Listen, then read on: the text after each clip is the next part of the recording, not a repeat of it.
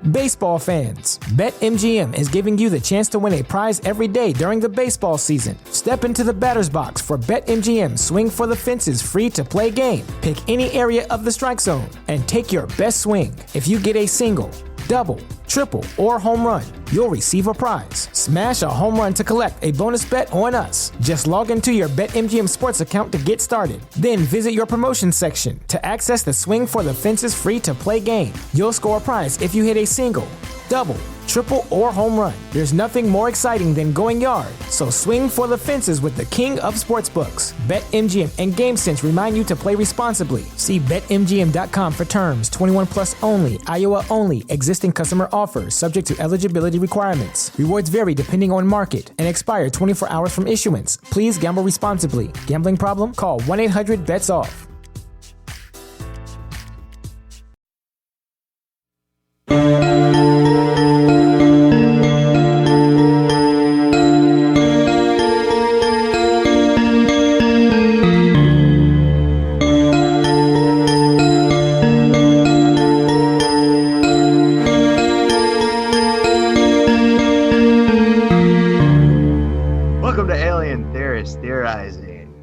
We talk about everything from conspiracies to megaliths to Bigfoot. We cover everything and all your paranormal pleasures. I'm Dan. I'm Zell. I'm Braden. And I'm Byron. That was perfect. Yeah. Nice intro, first time mate. I've ever introed the first time I've ever introed the podcast. No, I honestly thought, Dan, that you were going to make it way more awkward. But that was actually fucking... No, it was good. It was good. Yeah, I was like, good. that was probably one of the best ones we've done. Maybe we didn't fuck up the names. Maybe Dan should do it every week. I work well under pressure. It's one of my... I think we're onto something. Qualities. One of my good qualities. Anyways, so, back. Was it case file 38? Megaliths. 38. Megaliths revisited. Megaliths Part 2. This time it's personal. Yeah. So I got to give a quick shout out. Listeners know me and Andrew went down to Orlando for WrestleMania. We will do a podcast and we'll tell some of the stories. We have couple funny stories. I want to give a shout out to all my boys and girls down there that came and visited us and hung out with us. My boy Alex came and showed us a great time at Joysticks. It's a little arcade bar. We had a blast. It's like a porno. Arcade, like that's full of like old school arcade Pretty sure games. that is a porno. No, It's actually just actually the best gay bar. Joysticks. I knew it. Yep. No, they've got all retro video games and arcade games, all That's free. cool. You just play them for free. Get wasted. Is it like the little neat. one And, you sit opposite one another and the screen's in the middle? That's boss. Yeah, exactly. Yeah, nice. So they all and they only play like 80s music. So I was like, that's so cool. I was jamming out while playing like Mortal Kombat and stuff, jamming out, dancing in front of the arcade machine like I was Jodie Foster from The Accused. Jean-Claude Van Damme from the Kickboxer. Yeah. That's a good one. It was a great time. So thanks, Alex, for that. Thanks, Annie. Annie came out, played some. We went to a theme was we kind of went to lots of bars where we could play video games. We played some GoldenEye with Annie, had some beers, GoldenEye. couple beers, and had some coffee. We were pretty fucking hungover when we met Annie, but Annie's a good sport. We had a great time with Annie. And then later on that day, when we had a couple more $2 Bud Lights in us, we met Lindy. Lindy showed us an unreal time, took us to some rooftop apartment with a pool. It was luxury. Incredible time. Thanks to all those guys. Those are officially the prolapsers of the week. I stole your prolapsers of the week. That's fair. Because those three are fucking absolute legends. Those are 3 Braden's prolapses of the week. Yeah. Sweet. Yeah, that was good, man. Look like you had a great time. WrestleMania looked fucking insane. Oh man, it was so cool. I'm going next year again. I don't give a fuck. I'm spending all my money. It was so much fun, man. It was like the funnest. It was so great. If you're even somewhat of a wrestling fan and you've always wanted to go, honestly, it is so fucking fun. go for the whole weekend. They do all the events. I was surrounded by my people. That's what it was. I was surrounded by my people. Were you wrestling people in the streets? Oh, well, yeah, we were giving chops, and you take a couple bumps from some people after the shows and stuff in the bars. It was a fucking great time. Singing wrestling theme songs in the bars, like unreal. Dream come true. Anyways, space news.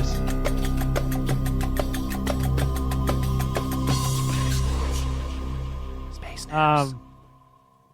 What do you got? Well, SpaceX, for the first time ever, successfully launched and then landed and relaunched. Yeah, or just the first successful relaunch of a used rocket. Yeah, of a Falcon 9 rocket. And then they returned it back to Earth again. It's pretty cool. Incredible. Like, that's insane. Elon Musk announced that the next goal is to have a reflight within 24 hours. Also, drop it down, quick scrub, refuel, and launch it back up. Yeah, relaunch. Yeah. Fuck. Unbelievable. Taking the leap. The future's now, boys. Future's now. What a crazy time we live in. I also got another one. Hold on, I gotta pull my phone closed. A huge asteroid is gonna come past Earth on April 19th. What's the name here? It's called Asteroid 2014 JO25. Will pass by Earth April 19th. Easy to remember. It's going to roughly pass by 1.1 million miles away, so no worries, we're not going to die. It's approximately 2,000 feet wide, so if you have a decent telescope, you should be able to get a good glimpse at it in the darkest night sky. So if the moon's in the sky, you might be fucked. But chances are, chances are you might see it. So is that a northern hemisphere situation? Where is it best going to be viewed? It doesn't really say. It just says take a look. Have a look. Just look up and look up and find it. Yeah, look up and find it. Can't be that hard. There's not that much sky. This is true. It's only 1.1 million miles away. Like, you should see it. Yeah. But if you, everywhere. Yeah, but well, take a look. Like, if you're interested in that kind of stuff, I'm sure there's more information where you can like look that shit up and find out exactly where in your sky it's going to be. But I got a pretty good telescope up here, so I might try. To. Oh, do you get Mr. Conspiracy's telescope? Yeah, I do. I do have it. Have you tried it? Well, I've looked at it before with them. It's a good one. It's nice. Sweet. Man, I have one. They're fucking hard to set up, I realized. Oh, they're really fucking hard. To like try. I was trying to zoom in on some nebula I had on my phone, trying to match it in the sky, and it just kept moving on me, and I couldn't do it. Oh. I was just trying to look into like some people's houses across the valley. Oh, okay. Just creeping. They're upside. For some reason, the image is always upside down. Yeah. Yeah. It's funny. Fuck. Couldn't figure it out. So I was trying to look up, doing handstands, wasn't working. Anyway, I can just picture that. It's hilarious. Oh man. Anyone else got any space news? No, you touched on the one on the SpaceX one. That was a big one for me. I've got a little bit for real estate speculation. If you're looking to buy some property, you might want to look at GJ1132b, the super Earth that they recently found atmosphere around. It's only 39 light years away, circling an red dwarf star. So, if you want to find some new property, if you're planning on moving off of Earth anytime soon, at least you got one that's got atmosphere now. That's pretty cool, actually. How do they how do they tell if it has atmosphere if they can't really see the planet? They just tell how much it's dimming their sun. No, it's usually like if they're looking at it, they usually use like infrared, and they kind of compare infrared wavelengths with others. So yeah, And then it they base suggests it on that like it's kind of the spectrum, electrospectrum. Yeah. Whatever. Yeah. Okay. yeah. I guess it makes sense, even though I don't know how it works. Don't really know how it works, but Makes perfect Makes sense. perfect I don't sense. understand. Makes perfect sense. Though. Okay, let's motor through this. UFO case file of the week, brought to you by the UFO Encyclopedia, the most comprehensive book of UFOlogy ever written. Compiled and edited by the great John Spencer. the great Or the John- dud, depends. depending on Dud. the week. Depending on the week. All right.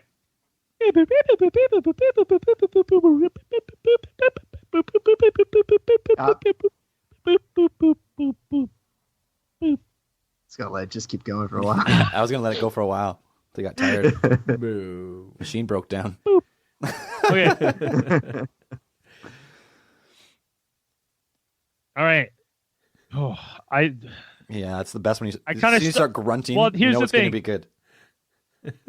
Well, here's the thing. I kind of put my finger on two different ones. One's really long and one's like mediocre.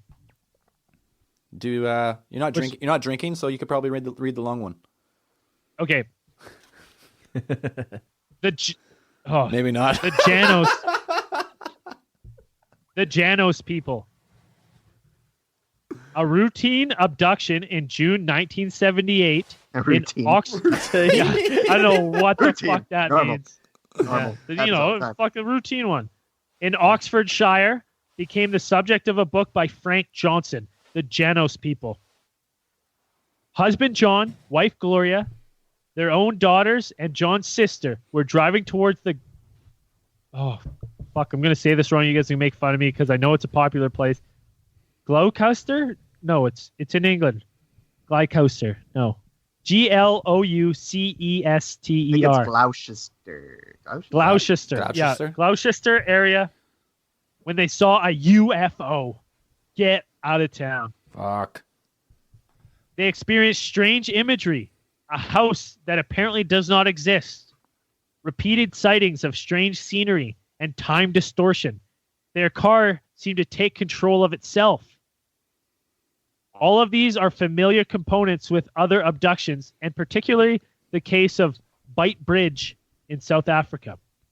When the witnesses reached home, they had suffered a 1-hour missing time period. Ooh. Under regression hypnosis, it appeared that the family were taken aboard the UFO by tall, fair-skinned entities who conducted a medical examination on them. They drank a salty liquid. Ooh, I don't like. Ooh. With protein. I wonder if they swallowed it. They drank it. Think they spat it out? They saw it. 50-50. Another common feature of both UFO abductions and folklore stories, so they drank a salty liquid, which they were told would help them by suppressing their memories. The Janos people were the aliens involved in the case, and the book featured a letter from them to Earth asking for our acceptance of them. They themselves had lost their planet, it having been destroyed by their moon. Frank Johnson made an offer to the Janos people, which, seemingly generous, may not have gone down well in the Southern Hemisphere.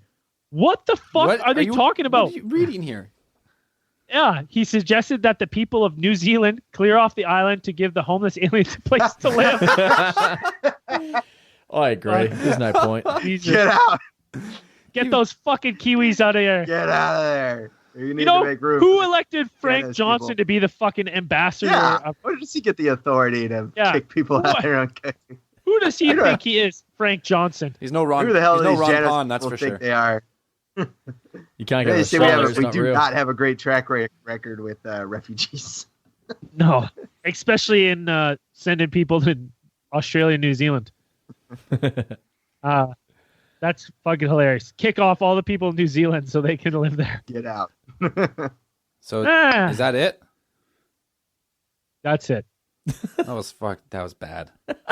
That's But you know what? Fuck you, This naturally led us to something that's also just as bad, but really funny. Byron's got a good story, a good conspiracy about Australia here. So oh, perfect. Is it the wait? Okay, go. I think I know which one it is. Yeah, Probably it's good old Facebook scrolling, and I came across a post from Shelley Florid, I want to say her name is, and I don't know how she discovered this and knows the truth, but she does. She says, Australia is not real. It's a hoax made for us to believe that Britain moved over their criminals. Jesus, English is terrible. Anyway, made us believe criminals to some place. In reality, all these criminals were loaded on ships, off the ships into the waters, drowning before they could see land ever again. It's a cover-up for one of the greatest mass murders in history, made by one of the most prominent empires. Australia does not exist. All things you call proof are actually well-fabricated lies and documents made by the leading governments of the world. Your Australian friends, me, they're all actors. Well, wait. You know, you're throwing friend around there pretty fucking loosely. I'm just like... I don't know anymore. I don't know who to believe. Are all actors and computer-generated personas part of the plot to trick the world. If you think you've ever been to Australia, you're terribly wrong. The plane pilots are all in it on this as well, and have in all actuality only flown you to islands close nearby, or in some cases, parts of South Africa, where they have cleared space and hired actors to act out as real Australians. Australia's one of the biggest hoaxes ever created, and you have all been tricked. Join the movement today and make it known that they have been discovered. Make it known that this has all just been a cover-up. The things these Australians, in talking marks, say to be doing all these swear words and actions based on alcoholism, MDMA, and bad decisions are all ways to distract you from the ugly truth that is one of the greatest genocides in history. 162,000 people were said to have been transported to this imaginary land during a mere 80 years, and they are all long dead by now. They never reached that promised land. Tell the truth. Stand up for what is right. Make sure to spread the word. Australia is not real. It's a code word for the cold-blooded murders of more than 100,000 people. And it is not okay. We will not accept this. Stand up for the ones who died. It's not even that big of a fucking genocide. It's not that big at all. Realistic. Let it be known that Australia does not exist. Hashtag Australia is not real. Wow. All right. All I've got to say on this is, have you all seen The Truman Show? Yes. Yeah. That's the flat Earth. That's Australia. Wait. Well, What? But here, see, now, okay, I'll play devil's advocate. Like, let's say you wouldn't even need that many actors, because if it was like Byron, let's say you didn't actually live in Australia, you lived in somewhere in South Africa or in Southern Africa somewhere, and you were just indoctrinated your whole life. They're like, "Yep, yeah, mate. Like this is the map. This is where you live." Like, would you really know? Like, you're not walking the coastline, coast to coast, mapping it yourself. No, this is true. And so maybe you're duped, just like all of us. And while I've been here in the Great White North Canada, I've had many people say, "Why would you Australia? I don't want to go to Australia. There's too many deadly animals." So all these spiders and snakes and crocodiles and stuff that are there make us not want to go. Exactly. All these weird animals that we have in Australia, emu. Well, I guess emu's like ostrich, like kangaroos, platypus, echidnas. None of these are like anything else on the earth. They're all made up. Those sound like made-up names to me. Exactly. Humpty Doo. We spoke about Humpty Doo. Yeah, all your crazy what? city names. I'm sold. Let's start a cross-Canada trip to spread the truth. Yeah. Yes. Yeah. Australia does Let's not start exist. hitchhiking. If only we could find another podcast to take us on to do an interview. Crocodile Hunter was South African. Terrible actor. If only we could find a podcast as dumb as us to let us on to talk about fake Australia. Because I know they're hiding God from us. That's where this goes. First Australia, then God. Oh, man. That That had to have been a joke post. Or is this hashtag Australia is not real like a real thing? I don't know. I'll find out. It's well, you know what? Here's the thing: people believe the fucking Earth's flat. Idiots will believe anything. That's true. But you know what? I would easily jump on board the fake Australia train than the flat Earth train. Because you know, I've never been to Australia. I've been there. Though. I've been there I've too, been there but... by boat. Not like it didn't. Have like, you been there though? Or were you in no, South? I've been somewhere, I guess. Yeah, Okay. you were somewhere, and it was hot. I went from Japan on a boat from Japan to Australia. If it were going to South Africa, it would have taken a lot longer. I guess. I mean, Well, maybe that's just what they tell you. That's what they want you to think. Yeah. I guess they took me to New Zealand instead. That was No. something. So, Interesting. okay. So then, that one goes deep because then if you're in Australia and you use Google Maps, it's a fucking lie. Even Google Maps is on board. They've made it. You're really in South Africa, and they've made it look like you're Perpetuators of the lie. Yeah. Oh my god, that's enough. That's enough time on Australia's fake. It has no end. You would never know. Okay, I want to say one thing before we start some megaliths.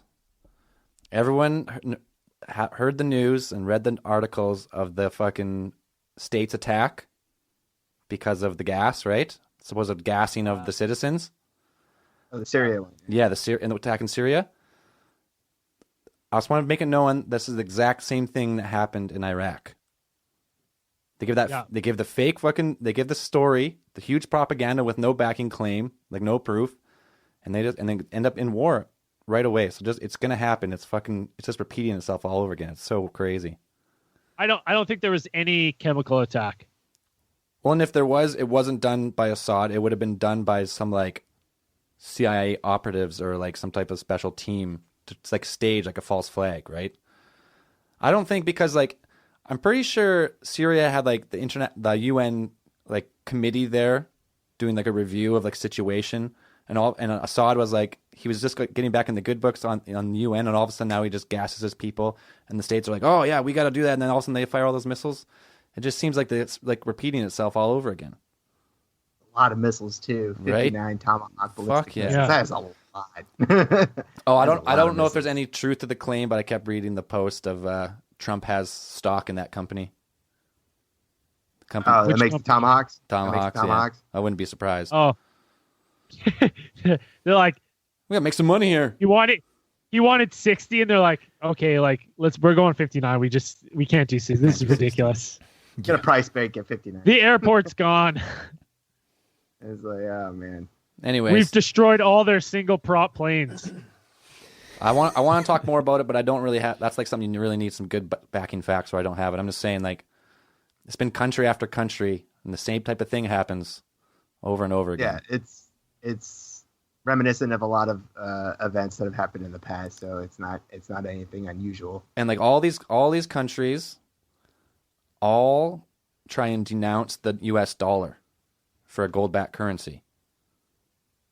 They've pretty much Afghanistan, Iraq, Sudan, Libya. Like Libya's trying to do the gold-backed dinar, and I wouldn't be surprised. I'm pretty sure Syria doesn't have any like IMF debt. They're not part of like the Western banking conglomerate, so I wouldn't be surprised if like that's one of the main driving factors. That and they are their own oil producers as well. It's just fucking crazy. This is like Syria's bombing. Syrians are killing Syrians, so we better bomb some Syrians. That's pretty much what happened. Like it's crazy. What was that one rapper that used to do that show with the fucking cars, and they always made jokes about that? Oh, Exhibit. Yeah. Hit my ride. Hit my Yeah. ride. Yo, dog. Syrians bomb Syrians. We better bomb Syrians. Help the Syrians. Oh yeah, it's just like I don't think the lie can't keep going like on like everyone's becoming more aware. I'm pretty sure like on like a quickening scale. So we'll see what happens. I just want to tell everyone, like, fuck, that news headline is pretty crazy to just attack a country just because you have accusations that they did that. Like, it's pretty nuts. If any other country did that to any like Western country, it would be fucking game over. Yeah, and they didn't even wait that long. It was like a week, right? It wasn't even Yeah, that it was long. not. It was not long at all. Imagine He didn't wait for it to pass through Congress. Nothing. nothing. Like there was no approval. He just fucking did it. Like, but it's all over the news as like they're doing the right thing. They're helping fight the terrorists. They're like, no, you're just bombing the Syrian army. Like, fuck. What? Anyways, a little too. Isn't the Syrian army fighting ISIS? Yeah. Yeah. I don't like Like that. that- The it's situation over there is fucking like it doesn't make sense. It doesn't make sense at all. So like I bet you follow the money in that situation, you realize it's not about any type of humanitarian effort. It's all about expanding the complex. Anyways, that's a whole nother podcast. I just wanted to make a quick point on it. So let's get to some megalithic structures. Boom. Rock and roll. I went back and listened. I I went back and listened to the one we did. We made some good points, but I feel like I've been reading a lot into this guy Graham Hancock. Have you ever heard of him?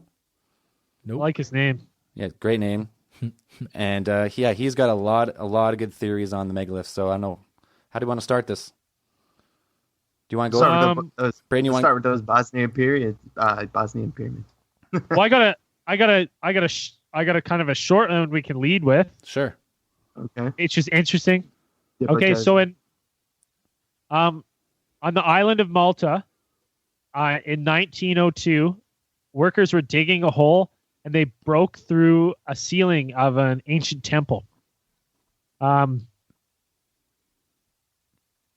was a huge discovery at the time. They ended up unearthing the whole complex. At the entrance of this megalithic structure, they found 7,000 skeletons clustered near the entrance. What? 7,000. I'm gonna botch the fuck out of this name, but now they call it. It's called the Hypogem of Hell Saflini, and I'm gonna also codename it the He-Man Woman Haters Club Temple, and I'll tell you why. So basically, this temple has its 3 levels, and it has the most incredible acoustics.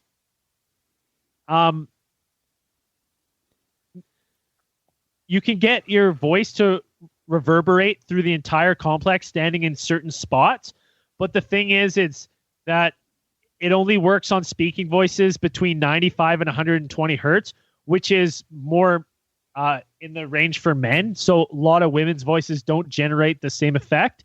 So it's a very sexist temple because women can't enjoy it as much.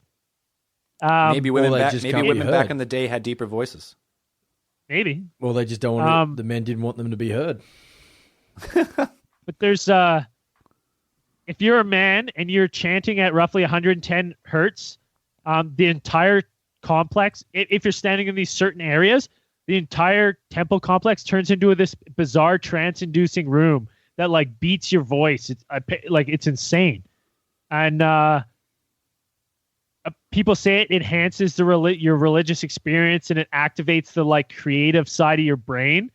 They have no fucking idea, not a clue, how they would figure out the science to build this. So how long ago do they think it was? Some things I've read is like, I can't nail down an exact date. Some people say like 2000, 2500. So like Like in the term of like for megalithic structures, it's fairly newer, but to the point of like how good the acoustics are, like they have no idea how they could build it so precise and so good like that. So they don't know who built it or how it was built. Classic. No idea. With all these other megaliths, they can't really date it, right? They can't date the stone. Yeah. So they're They going have with no idea. they're trying to like probably like make some connection, like, oh well, Wait, they found found how many skeletons? What was the skeleton? 7,000 at the front door. Like That's Did they insane. explain how they were laid out, or like Yeah, you said, they clustered? no, they they were. die? It just says they were just. It says they were just kind of like stacked and like all together. Like there was no rhyme or reason for the 7,000 That's a corpses. Yeah, It's a fucking lot of That's a lot, skeletons yeah. at a door. lot. That's a Like lot it's of crazy. Like they have no idea who built it or how they pull it off. All they know is that they had knowledge of acoustics that baffles scientists to this day. They can't even like they have really ridiculously hard times even at recreating the effect in small rooms of what this temple does. And man, it's crazy because I've heard stories of like the pyramids, to the Great Pyramid, especially from one chamber to another, like through like 1,000 tons worth of stone, you can hear someone like talk at a normal voice. So like these ancient structures all have some type of weird like frequency and resonating like resonant frequency to them. What that means, I don't really know, but they're kind of like connected all over the world in the same type of way. Yeah, it's baffling, Huh? I never mind-boggling. mind-boggling. I can't even drink. I'm out of beer. There's videos and stuff you can go and look, and people are in there, but I couldn't. Some are good, but lots are just shitty cell phone videos, so it's like doesn't really come through so good. But still cool. Take a look at it. The Hypo Gym of Hal Salfolini. Oh, what this going on? An ad just popped through my headphones, so that was weird. But that's all I got. That was a quick one I wanted to touch on. I was reading about it, and I was like, oh, that's really cool. Huh? Yeah, that's crazy. A lot of megalithic structures all have, they usually have unique acoustic properties like that. Yeah. And it's amazing to think that people, if you think they were not aided by either extraterrestrials or some sort of, knowledge, advanced acoustic knowledge, how that works. Just having normal people, regular everyday Homo sapiens kind of construct stuff like that without any help. It's kind of hard. Super hard, man. And I got something to go on that, but want to move on to the next one? Let's go ahead. Okay, this is something I've been kind of looking into. You ever heard of Baalbek, Lebanon? Lebanon. No. Well, it's like an ancient quarry or something, and they found the biggest megalithic stones ever found on the planet that they can deduce were carved by intelligent design. You ready for this staggering weight of the biggest stone? Yeah. Go for it. 1,242 tons. One piece of rock. Wow. And this is right. This is really close to the Temple of Jupiter, which I think is Which ones? I think it's a Roman temple, but they think it was built on a more ancient like structure. Yeah, that's usually the case. Like, I think it was called Temple of Jupiter or Heliopolis. I think it was called in like Roman times or something. I was kind of reading about it. But anyways, these stones would have been taken from this quarry and used for the original structure underneath that. And the biggest one they've completely unearthed now is this one, 1,242 tons, which is insane. I actually had to break it down with my own like simple math how big this was in comparison to like houses. So you want to hear what I came up with? How much like a weight of a house is? So like a standard house, let's say like 2,200 square feet, roughly 2,200. It's about 200. I looked it up, 200 pounds per square foot. So you're looking at like 400,000 pounds for like a standard like single family house, which is only like 200 to 250 tons. The entire house with foundation and concrete. So so 6 houses all stacked into one block are the blocks that these people were moving out of this quarry. And they think, and my God. and there's some more that they found that are not completely unearthed that may be almost twice that size even. It's ridiculous. They don't know they don't have any idea who would have carved them, but they can tell they're carved with intelligent design, just like the blocks of Giza and stuff, right? And the blocks. That's crazy because Lebanon and stuff. That's in the area like Lebanon and Jerusalem and all those like Israel, like that's all where like a lot of religion starts, and to find those like giant stones there is kind of weird. Oh yeah, because like that's ancient Sumer, right? Pretty much. Yeah. Like the Cradle of Sumerians. civilization. Yeah, exactly. It's like all these, a lot of these sites are close there, and this one is fucking mind-boggling how big these stones were. How they would have moved these kind of stones and all these megalithic structures that are this big is insane. I looked up Oh, wait, where did I put it down? Fuck. I looked up how much a modern day crane can lift. Shit, I lost it. That's gone. But it was only like 26 tons or something. One of those giant sky cranes. Oh, 26 tons. That's what the huge like skyscraper building ones who lift up those huge columns and stuff, right? But they do it piece by piece, like 20 tons at a time or something. So there's no way. There's no fucking way. I don't know how. Because even like the Egyptologists and stuff, they don't know how they really could have moved the stones other than like just like ramps, pulleys, like leverage. And me and Byron, we were actually looking up. We've talked about them before. 18 ton. 18 metric tons. 18 metric tons is like 22 imperial tons, I think, or something. So like not that much. So yeah, so that gives you like a quick estimate of how big that stone is. And what was I saying? We were looking up. Oh yeah, me and Byron looked up. We talked about him before. Wally Wallington, this guy in Michigan. yeah, He made his own Stonehenge, yeah. and the way he Right.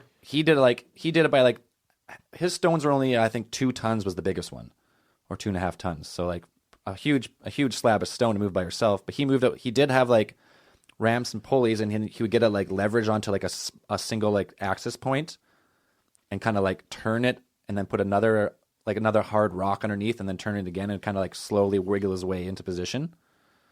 In the same way to raise it up and stand it up, like just by like a lot of Finding the balance points is he's basically putting that 2 ton on a pinhead or a marble, so to speak. That's really hard. Yeah. So he's got a hard base surface, throwing a marble underneath it, and then another hard surface being the rock. So that allows him to swing it around on his own. But if you're on solid or on ground or like dirt, grass, just drive that thing right into the ground. it's not going to work. It only works if you have super hard surface, like rock on rock, and then try to like spin a rock on top of it. So like he's the only modern day guy to build like that, Wally Wallington.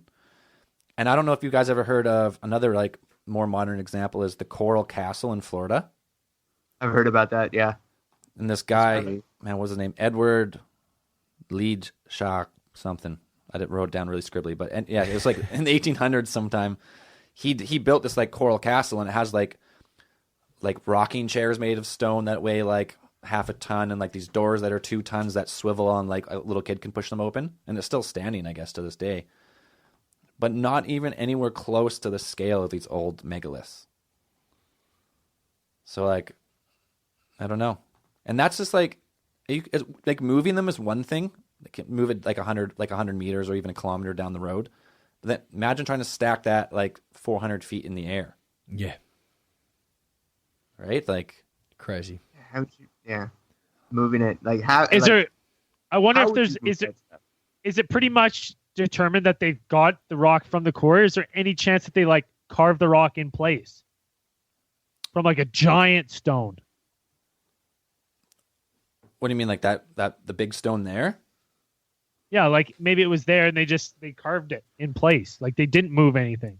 No, but they did move stones. They didn't move that stone. That one was not quite finished, right? But there was stones under the Temple of Jupiter, that like huge ones that are like almost 1,000 tons and shit like that. So they moved big ones. That was just the biggest one that they've ever seen cut.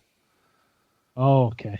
Yeah, so but- they had found where the quarry is, where they cut them, and they had moved them to this temple site. yeah, somehow. pretty much, yeah. Same thing in like Egypt. There was a lot of the stones were done like the Giza stones were cut right on the Giza plateau, the limestone ones. But then the granite ones, or whatever the other stones were, came from like 500 miles to the south.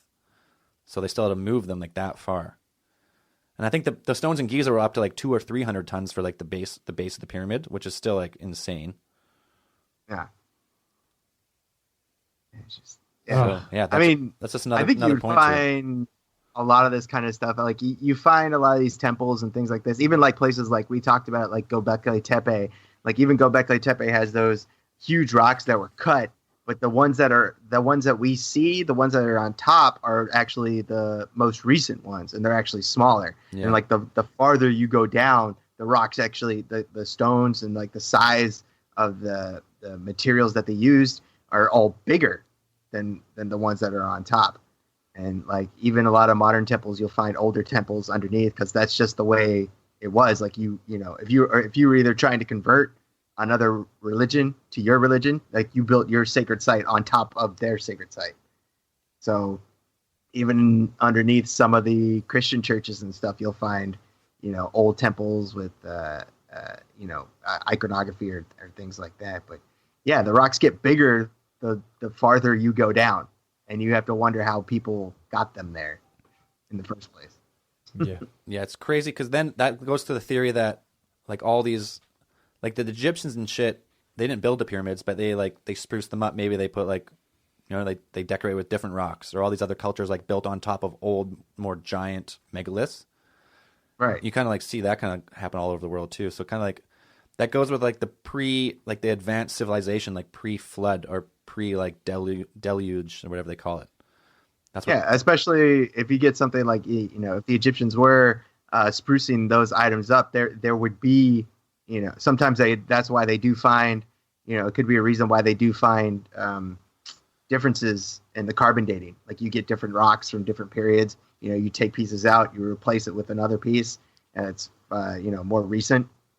So, you know, yeah, the pyramids could be older than, the entire structure could be older than what we previously thought. for sure, because like the only reason pretty sure this guy Graham Hancock, he's like super against like the modern Egyptologists because he thinks that they're so set in their ways they'll never change, even though like the evidence is starting to pile up that like these are advanced engineered buildings. These are not just like a hunter-gatherer farming community building these things. It's insane. No. Right. And he's pretty much saying that he's going against, because the Egyptologists, the Great Pyramid they think is built for, I think, the pharaoh Khufu. I was watching Pyramid Code and a few other things. But they found like one small like graffiti almost in one of the chambers, where it kind of looked like there could have been a tomb one time that said Khufu or something like that. But he was never found in the pyramid. Ever. There was no body found in the pyramid. So all their theories of who actually built them are like, they're not really gone on anything but like a couple pieces of graffiti pretty much. There's no fucking way. They came along, they found it, and he was like, I will be buried in this. This is mine. Like it wasn't built for him. Fuck that. I don't believe that for a second. And even if he wanted to be buried in it, they never found his body. So either it was like ransacked like along like pre like modern history, or he definitely didn't build it. I'm more on board that if he was buried there, is because they found it, like that was their sacred, like that was their temple pretty much, right? Built by a prior civilization. But yeah, and it's like I said, a lot of times like other religions, like other civilizations will adopt the monuments of previous civilizations or civilizations that were there before, structures, holy structures. It's not out of the realm of possibility that they just spruced up the pyramids and that they were already there, built by somebody else. No, I definitely agree with this guy Graham Hancock. He's actually got, if you want like a good either book to read or watch his seminar, it's called Fingerprint of the Gods, and he goes all about like ancient culture and like pre-civilizations and shit. I just took a few points from him, but let's move on to a different one. Who's got a different one? You know what? Hold on. You know what? Before we go, you know what? I hope to God we go to Mars and we find pyramids on Mars. Like, man, and then wouldn't that be something? You're like, two planets. They have megalithic structures the same as ours. They obviously have deeper meaning. Yeah. You know what I mean? Yeah, that goes with like the ancient astronaut theories and like the Anunnaki, like probably colonized Mars and Earth, maybe even a couple other planets or moons in the solar system, right? A long time ago, or whatever type of progenitor race was here. Right. And if like these pyramids and shit and all these structures are actually some type of ancient resonant like energy generating devices, like some people say they are, teleporters, or maybe teleporters. Like what was that? Exchange information, energy, Stargate. Yeah, but if they were like on both planets and they were using them for whatever reason, it makes sense. If they found one on Mars that you're like, holy shit, they're like all that ancient like theory of like ancient astronauts is probably right. Yeah. And like the pictures, if you look at the pictures of the pyramids on Mars, man, they resemble like the pyramids of Giza, like the way they're like spaced out. Yeah. And we talked about, and like they have like the golden ratio and shit built in. Same type of thing. Oh, it'd be incredible. Get up there. Let's go. Come on, Elon. Get him up there. All right, We're well, on that rocket. I'll jump in because mine's not that great, and Dan, you can bring us home strong. But this kind of goes sticking with my home movie site, Australia. There was allegedly a Stonehenge in Australia that dates back around 10,000 years ago, is some of the rocks that are found there on the site. Unfortunately, though, the site has been bulldozed back in the 1940s. So when it was first discovered and documented by Frederick Slater in 1939, he was the president of the Australian Archaeology and Education Research Society. He was documenting the layout of these rocks and what they were there for, and they were set up like on a mound. And he talked about how mounds were the first type of temples that a lot of religions had. So before having the big temples, they had these mounds where they'd, I guess, stand up and preach. And but then in 1940, the site got bulldozed for whatever reason or destroyed, and a lot of documents and research, because it was spoken about in a lot of papers and stuff, all these documents disappeared.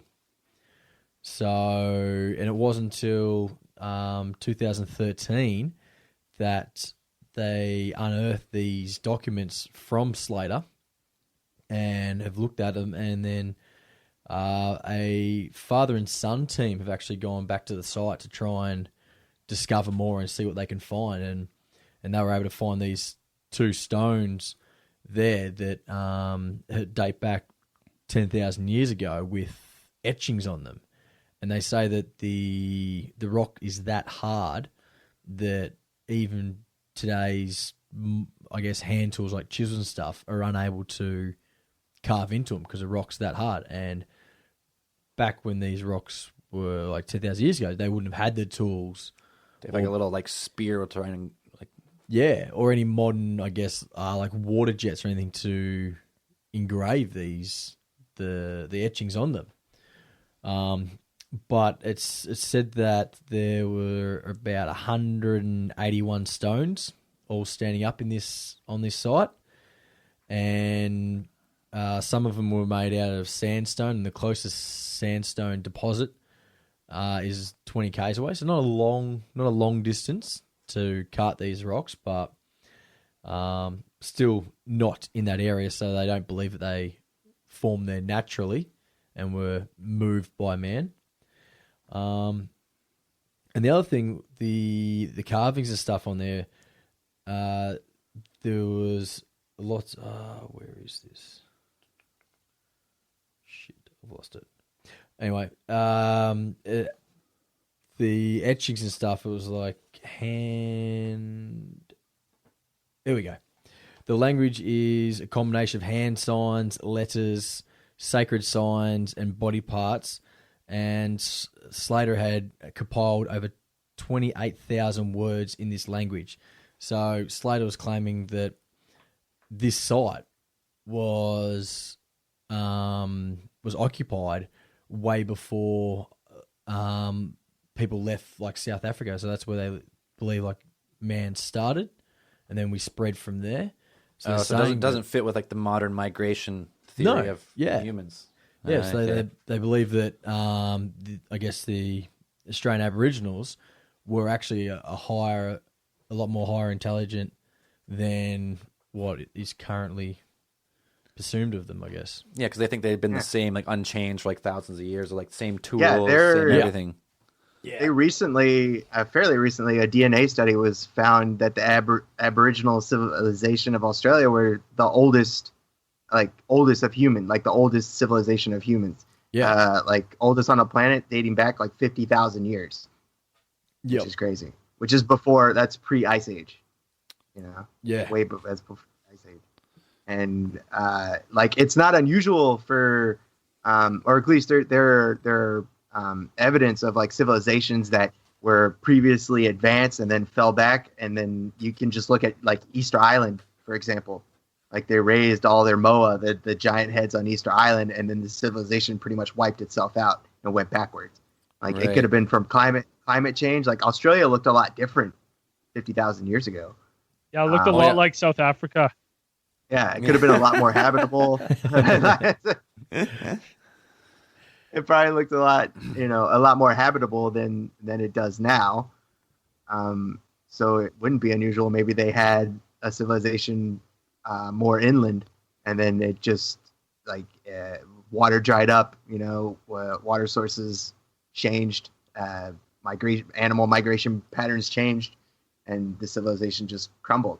Yeah. It's happened before. And this, sorry, I didn't mention the location for this is near a place called Mullumbimby in New South Wales, which for any of the Aussie listeners, they know that it is basically the Amsterdam of Australia.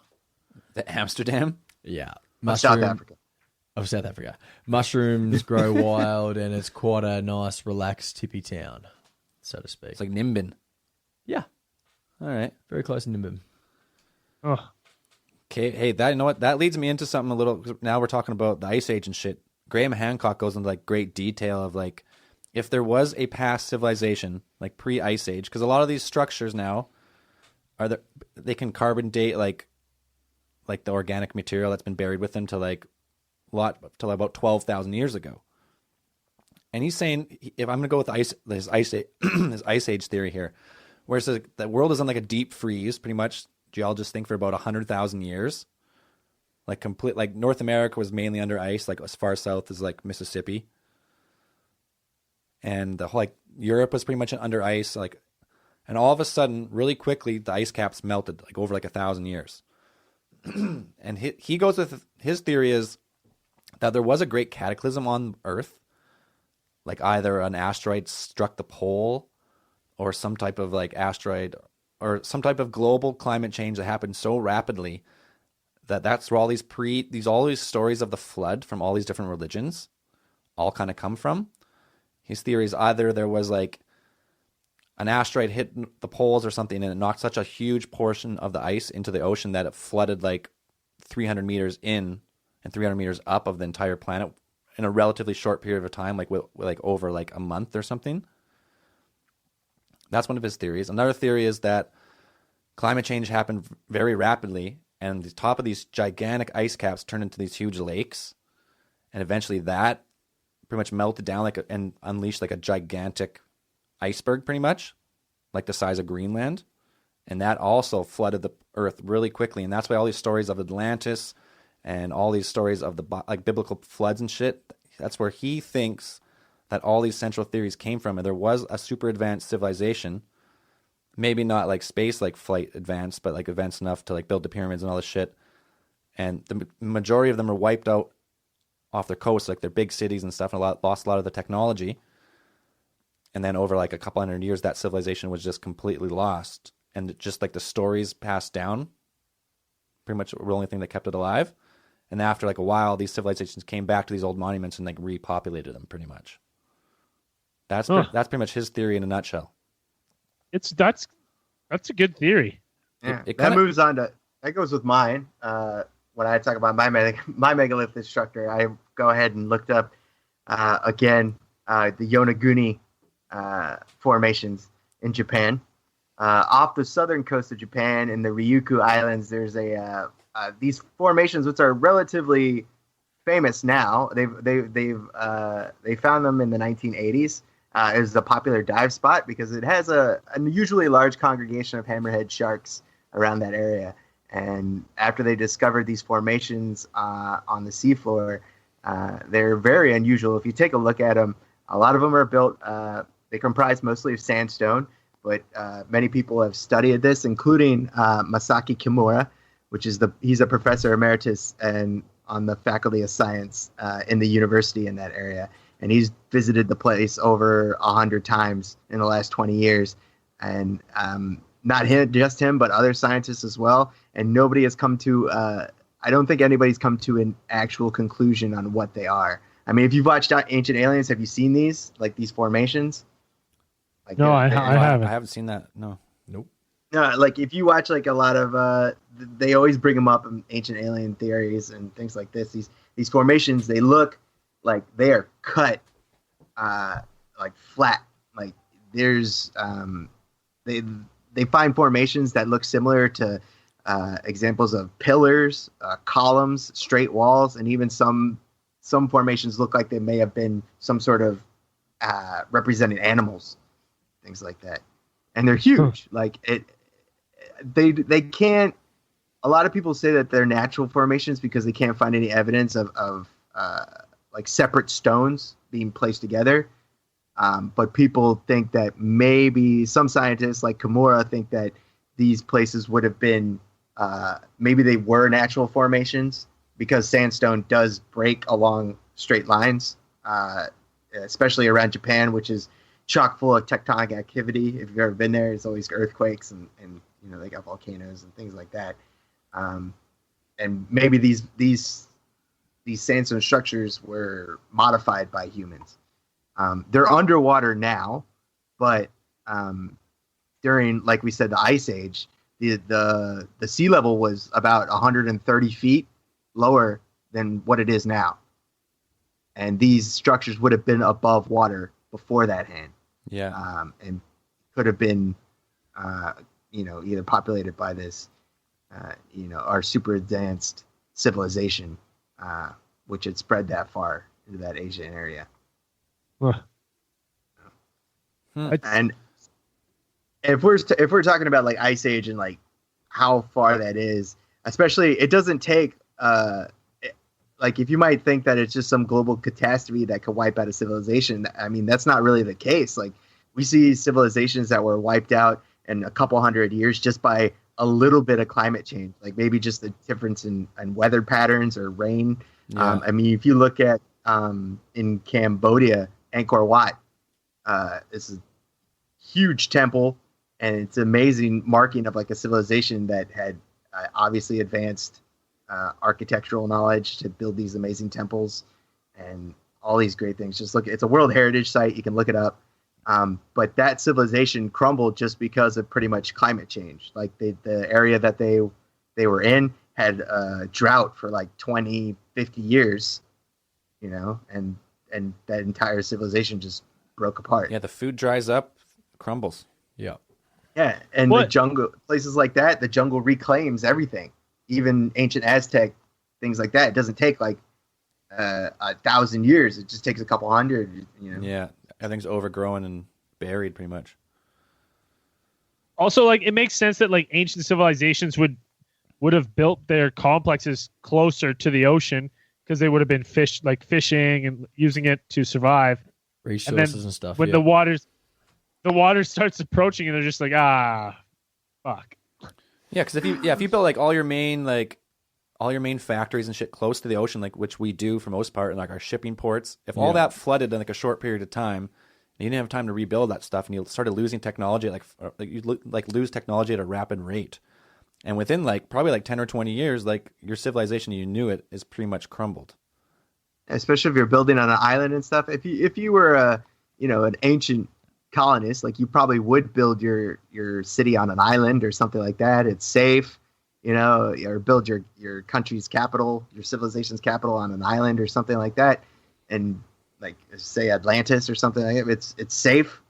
It's unapproachable by other civilizations or things like that. And you think you're okay. And then, and then just one day, the water pops up, meteor impact, whatever.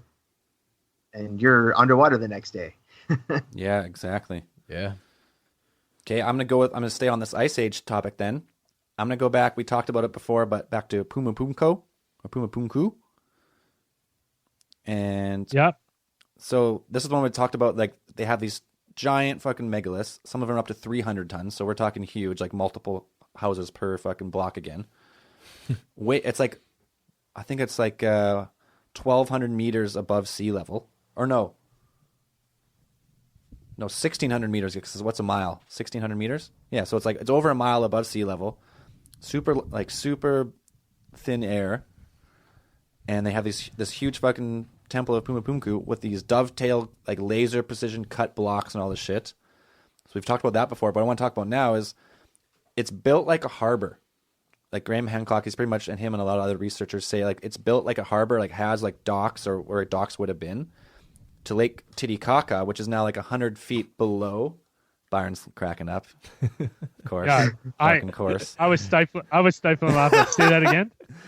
Lake Titicaca. I got more of a reaction the first time we said it.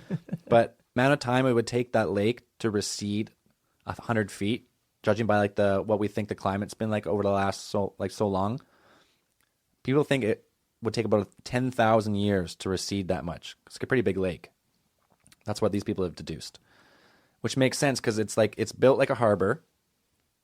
So if it's been 10,000 years since that lake was on the end of the ice age. End of the ice age, pretty much.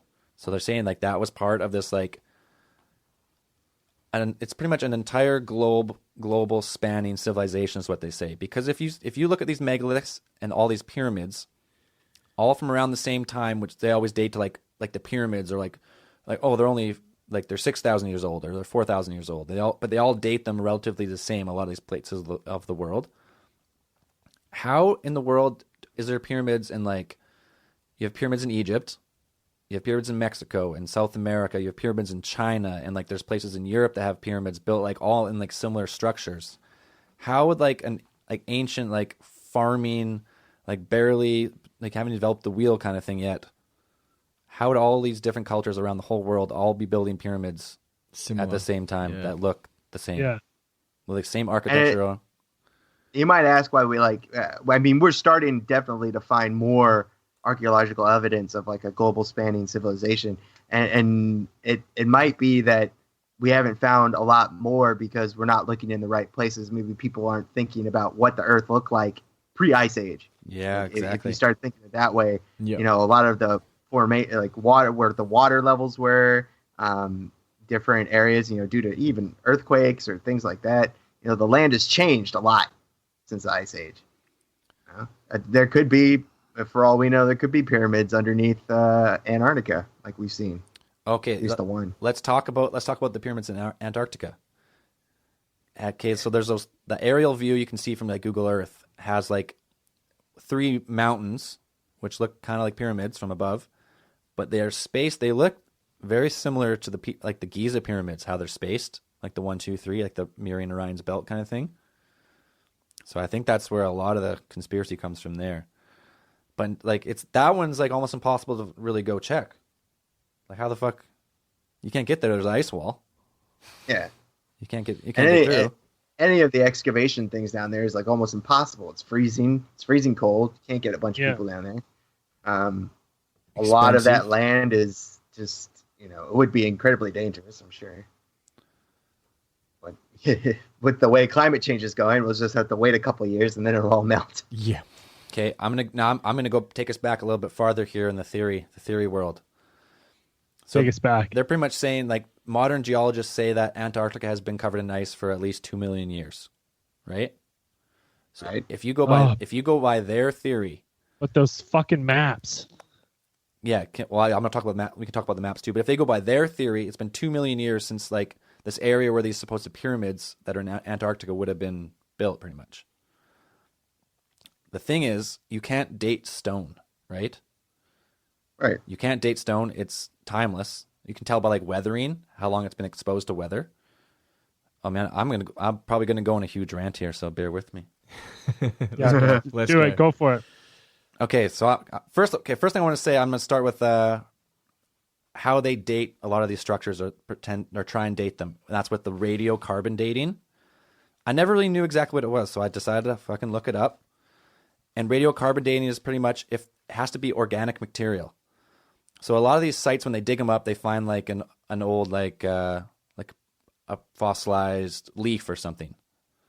But still, you can get the carbon out of it, And the carbon has like two forms of carbon like C12 carbon and C14 carbon. And I guess pretty much how they do it is they chart the half-life of the carbon 14, and they judge it by the half-life of whatever it is. They can fucking do their sciencey shit and figure it out. And they can figure that that's fairly accurate as far as science is concerned, up to 60,000 years. But after that, like, carbon dating like fails. Like, you can't accurately get a carbon dating. Then you have to go to like other like magnesium dating, like all these really like high tech kind of dating.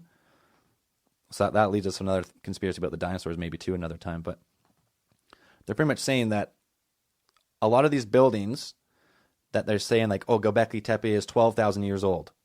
That's because they found some, when they dig down, they find like some fossilized carbon life form of some kind that far down. That they can dig. Find So organic matter that they can dig around it. It's at least that old, right? Chances are it could be really fucking old. And I'm going to go with, now I'm going The to, scientific term, really fucking old. alien theorist, scientific term, really fucking old. I like Now, it. okay, I'm fucking jumping all over the map here, but now I'm going back to the Sphinx. I'm going up to the Sphinx. We never really talked about the Sphinx that much. The Sphinx was supposed to be built at the same time or after the Great Pyramid, right? It's pretty much what Right. Egyptologists tell you. So, like, I don't know, 4,500 BC. Yeah, they were built like the biggest one were probably built. They thought there was built at the same time, or Yeah, so that's Yeah. kind of like the modern theory. Then you look at the Sphinx, and you look at the weathering on it. It has like horizontal lines and it has vertical like water lines, and it's pretty much like geologists all agree pretty much that Sphinx was around when the last time that climate was super wet, which was dun dun dun dun about 12 or 14,000 years ago. Pre end of ice age. Huh. So it's been there. Yeah, I so mean, it's some been people are there saying for- that. Yeah, it's weathered. been there for at least that long. Yeah, at some least people are that saying long. that it wasn't. That's not the original form. Like it was, maybe part of the Sphinx. They had carved it from looking like something else into looking like a Oh, Sphinx. buddy, I'm getting all fucking wound up here. Now, here we go. So now the Sphinx, yeah, they think that the face had been recarved, right? And some of the features of the Sphinx had been recarved from a prior thing. And if you go with a lot of these ancient like civilizations, they all like model their calendars on the precession of the equinox. Do you know what that is? Nope. I'll give you a quick. It's the sun. It's like the way the Earth pointing true north on the North Pole wobbles slightly over like periods. I can't remember how many thousands of years it is. It's like I want to say it's 10,000, but I can't really remember. But it wobbles. It goes through all 12 fucking points to 12 different zodiac signs over like a long period of time. And right now we just entered the age of Aquarius. Age of Aquarius. Yeah, but they're saying about 12. Or maybe it's Great song. maybe it's every 2,000 years or something, because it's every so long it points to Leo, the constellation Leo. And they're saying that this Sphinx possibly was at one time modeled like a lion before it was recarved. And that was either 14,000 years ago or 28,000 years ago. So they're saying it could be that old. And the weathering, like the vertical weather lines, like the water lines, they kind of go with other structures, like different, because I guess the Plateau of Giza is what do you call it? Oh, it's like a mesa, like a flat top mountain, Right. but it's only like, I think it's only 60 feet high and it's been weathered away. And they pretty much go, if you go to like other mesas around the world, like someone like in the Grand Canyon or like other ones like that, some of those, they're like, those rock formations are at least like 800,000 years old or older to get that much weathering. So they're saying they pretty much can't date the Sphinx, Yeah. right? They pretty much can't date it. It looks way older than the pyramids. They don't know who built it. They don't know what it looked like originally. You can tell it's been like rebuilt. So like, there's a lot of people starting to think now that maybe some of these megaliths are so fucking old, like predating like civilizations on civilization, like 2 or 3 or 4 advanced civilizations old, Yeah. to a time when like we can't even comprehend what it was. It's like none of the fucking stories like really add up, like what they tell you about these sites. Like, oh yeah, it was a temple, blah blah blah.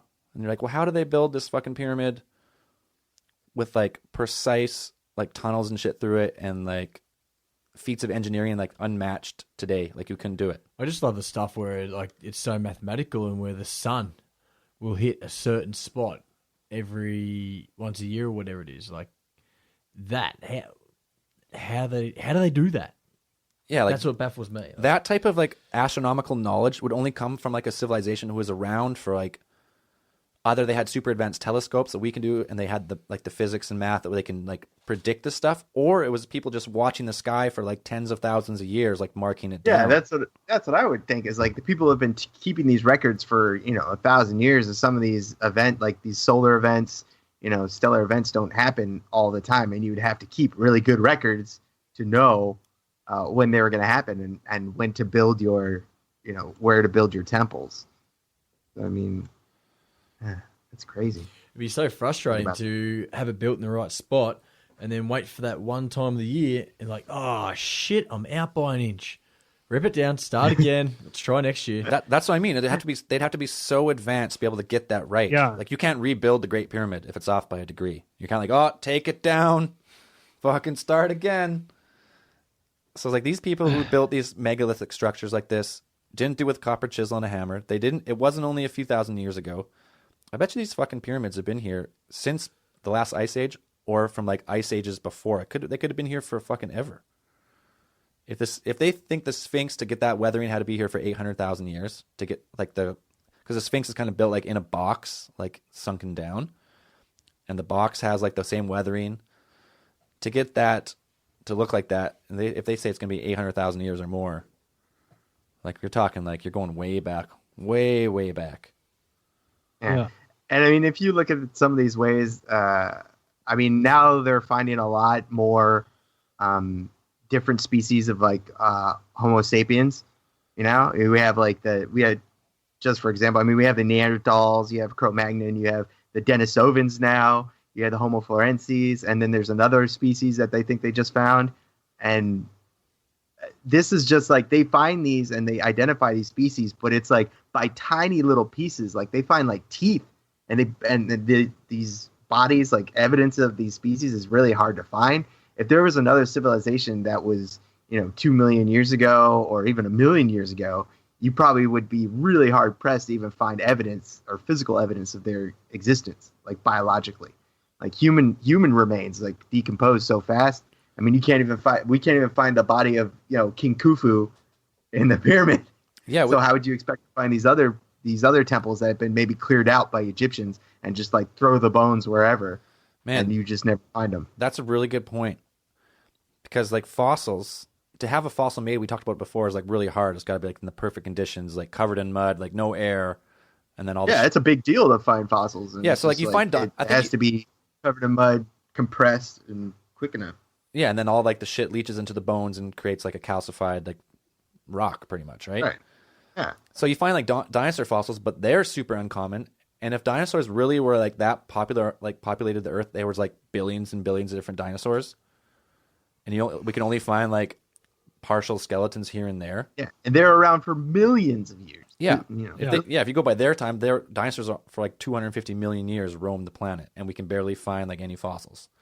So now, and that's with like a fully like global like billions and billions of dinosaurs. Now, say you had advanced civilization, but there was only like, say they're much more manageable with their population, and they only had like 500 million, and they buried their dead, and they didn't get covered in mud, and like that shit's gone, like long gone. Yeah. Yeah. But like the temples and stuff, especially if the climate's like really dry, like Antarctica and shit, it's freezing cold, it's dry, but it's really dry. Those stones would stay unchanged forever. Really, they're not changing. Like in the sand, if it's like really sandy and like that's abrasive to the stone, you can like get wear and stuff. Or if it's really rainy, like that's when stones break down. But it still takes like 1 million years. So if you had like a super dry, like there's no moisture, stones fucking stay forever. Or stones under the water, like they're not changing. Yeah. Like if you had like an Atlantis style like global empire, something like they kind of say, and a lot of their cities were flooded or sunk or whatever it was, whatever the case was, and they're like, say they're a few hundred feet underwater and we just haven't found them yet, I bet you they're perfectly preserved. Oh, maybe some of them, but I don't think. I mean, even underwater, a couple thousand years, like even weathering by tide, like tidal things like that, it would. A lot of it would be moved. Like a lot of it would probably either be moved or it would be just weathered down to almost maybe unrecognizable, or just about you barely be able to, like something. If you look at Yonaguni, it would look something like that. Like all the evidence of it would look like a natural formation almost. Yeah, but that's because it's the stuff grown on top. So if you actually, I bet you if you ground down to back to the stone. Then you could still find. But yeah, I agree. It would be overgrown with like, if it's been a million years, it probably has like a few inches of sediment, right, crushed down on top of it, or like barnacles or whatever. Right. But the actual rock itself probably would be fairly preserved. Still there. And if it's only 10,000 years under the water, then we'd be able to find it. That'd be a big find. Yeah. Still. I'm just saying, like, huge find. We can't really date the stone. They date the stone by finding like a piece of some type of organic fossilized material that's hopefully not older than 60,000 years, and then they can date it. And now, okay, I want to touch on one more quick thing before we fucking maybe wrap it up here. You ever heard of the Bosnian pyramids? No. So I guess what are they? Well, it's not a recognized pyramid. It's kind of like the Antarctic pyramid, but like there's I can't remember what the town was called, but look it up, Bosnian pyramids. And I think there's 7 pyramids around this one small village in Bosnia. And for the longest time, no one ever thought to check. Excuse me. Fuck. No one ever thought to check what they were. And then eventually, like some archaeologists, they started like digging around the base of this. Like it looked kind of like a pyramid, but it was like fully covered in like dirt and fucking trees and shit. So it looked like a mountain. But they started digging and they started finding like concrete slabs and tunnels underneath this huge thing. And they're like, holy fuck, this thing is ancient. They have no idea who built it. They have barely even unearthed anything about it. It's still not recognized as a pyramid because it looks like a mountain because it's covered in shit. Yeah. But then they're starting. Byron, you're looking at it right now? Yeah, I'm just looking at some images, and it's what I'd imagine the pyramids of Giza would look like if they were covered in grass and trees. Yeah, it's like it looks like it's a perfect pyramid type of thing. Yeah, well, it's not perfect because you can't really tell what it is. But they're saying, like, the archaeologists, they're like, okay, if this thing's covered by this much debris and like this much soil, because it's in a much wetter area, there's a very good chance that thing's like fucking 2 million years old. Wow. To be covered, and then the stone's just buried underneath, and then they start like scraping, like digging and then scraping it off. Like, holy shit, these are like perfectly formed concrete slabs, like super hard engineered concrete, and like tunnels that go through the whole mountain. So they just keep unearthing this crazy stuff, and they cannot. And I think they've dated that one to like, they found some carbon dating in that one like 14,000 years at least, right? So far, could be even older because it only goes to 50,000 or 60,000 years. But I don't know. I just totally don't agree that these things were just all built by just villagers wearing animal skins, serving their lord, building these like engineering marvels of the ancient world. Yeah. It's definitely interesting, that's for sure. Like, yeah, so I don't know. Google that one because that's like it's not that popular at all. But they're finding something. They haven't found the actual pyramid. It looks like a pyramid, but they actually haven't unearthed enough to be like, oh yeah, this is all stone. But they've definitely found ancient stuff. Yeah, you're finding a lot of this stuff. Like I know in the Bosnian area, they're finding a lot of stuff. Even like in Russia and even in China, in these places that just, people live there. They're farmers, or they're not archaeologists. They're not scientists, and they live out in these areas, and they don't really think about it, until somebody gets out there. Eventually, maybe someday the world gets a little bit smaller. You get scientists out there that track down these just tiny little leads about stuff like this. Your modern day Indiana Jones, and goes out there and finds these things. It's like, this is actually huge. You guys didn't know you were living on this? And the people who are living there are like, no, we never really thought about it. It just never really affected our lives. So, it's just big, exactly. Oh, yeah, the Hank Hill. Yeah, I know. That's what I would do. We'll keep finding things. Yeah. Yeah, and next year we'll probably do another megalith because there'll probably be a few more unearthed we hear about here. Oh yeah. Oh, Hopefully. also look up on the topic. Look up Russian megaliths in the Ural Mountains. They're the same as the Bosnian pyramids. They haven't been proven to be man-made, but they look like man-made megaliths stacked like a stone wall. And if these are actually man-made, they will be the biggest stones. They're up to 3,000-ton stones. It's probably just the Russians lifting them. Yeah, see, fucking El Nasty stacking a wall. Could be. El Nasties could be the remnants of ancient civilization. Very could well be. Live it up. Anyways, yeah, Giant ass stone. that one. There's not much on that one. It doesn't really look as humanly made as other of these structures, so it might be natural. But if it's not natural, these stones are huge, insanely big. Anyways, any more on megaliths? You want to try and wrap it up? Oh, let's wrap it up. It's late. I gotta go to bed. Yeah, okay. All right. Braden's. Some news. T-shirts are done.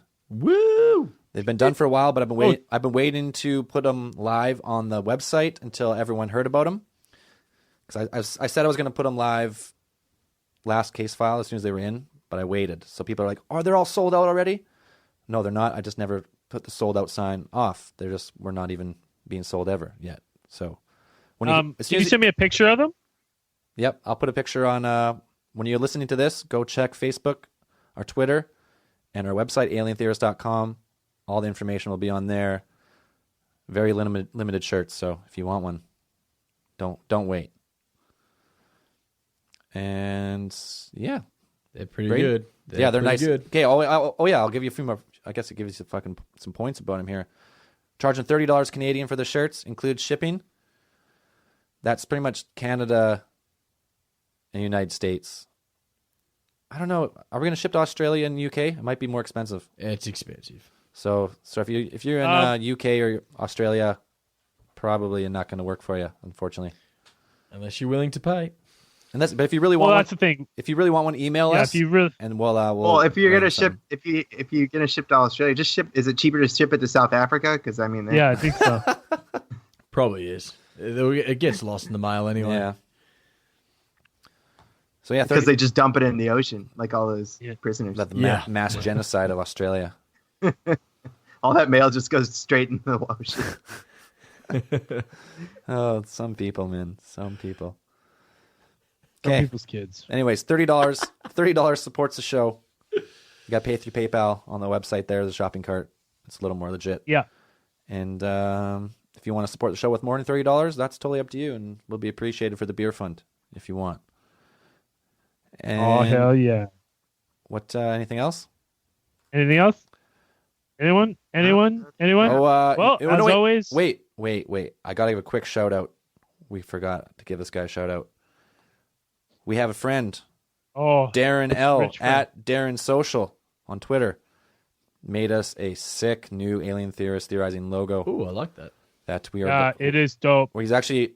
It's even better when he explained it. I was like, oh, it is. I was like, oh, that's so simplistic and so sweet. Yeah, so that'll be our new symbol here probably for next podcast. So it's fucking sweet. Yeah. I do like it. It's really fucking sweet. Oh, okay. Do some quick reviews in the blender.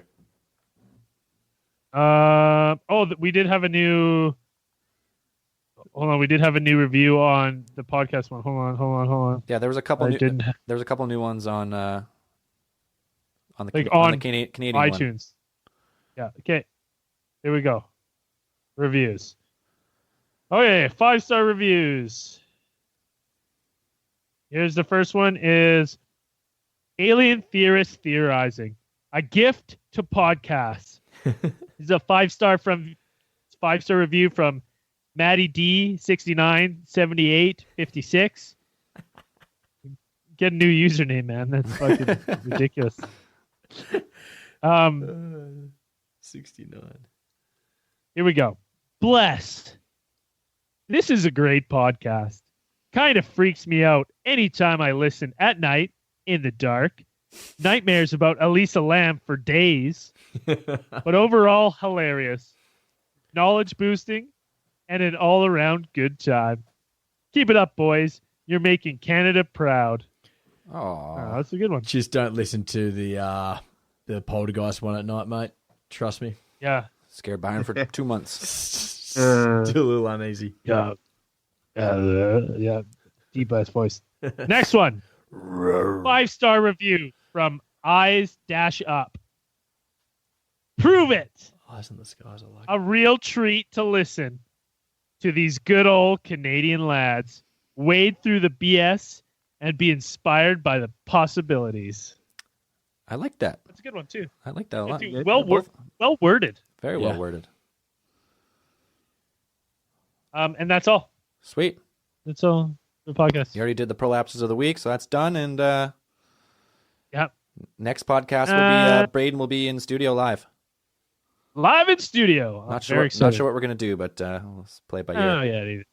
We'll just have a good time. I think that Yeah, one. Definitely. Anyways, as always, Wait. keep those. Wait. One. Almost got you. This week's music from Meteor Studios. Yeah.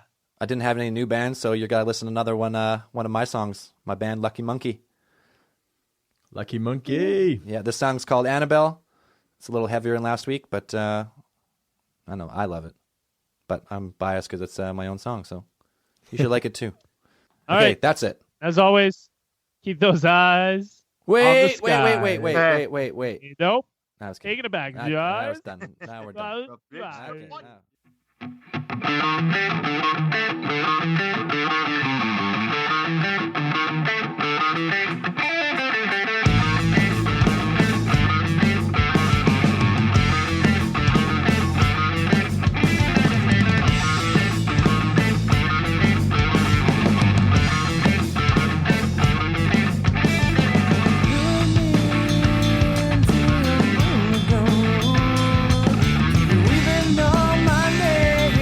Even know my name.